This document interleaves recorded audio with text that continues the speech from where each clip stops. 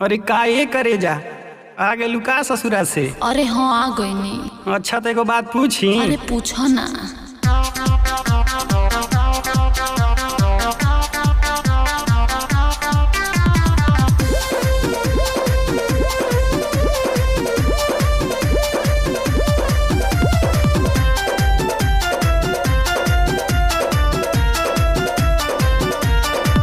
जब सैया जी से जिया पहिले हो बोला बोला करे जगह कैले हो।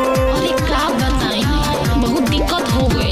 जब सैया जी से जिया पहिले हो बोला बोला करे जगह कैले हो। शुरू होते होते रुकी लभ का रूट गई।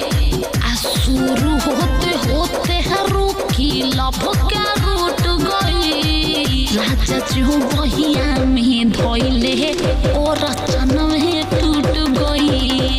राजा जो बहिया में धोइले और रचन में टूट गई। अरे बड़ी नु टेंशन हो गया। अरे का हो गई ये हमार करे जा?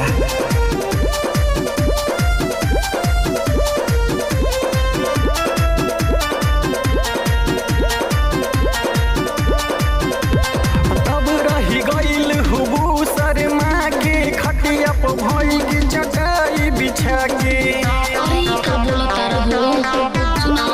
रजौ के कमर में उठल दरदिया हाथ भर छपने हम पिसो के हर दिया। का बताई बिना कुछ कइले ही बलमुआ सूत गई। बिना कुछ कइले ही बलमुआ सूत गई।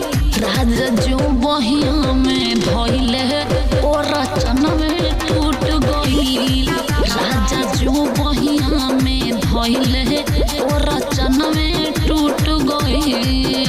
अरे सब सोचल धइले रह गइल कुछ ना भइल। चला तो हो जाई हो।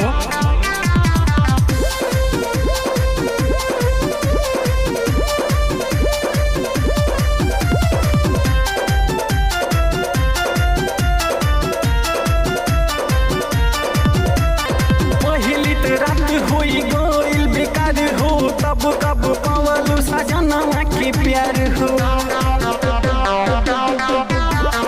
दूसरे ही दिन पहुँच गए भैया कराई के लाइन भी होले विदैया। सब उल्टा हो गइल। राहुल रागी अमित के किस्मतिया फूट गई। राहुल रागी अमित के किस्मतिया फूट गई।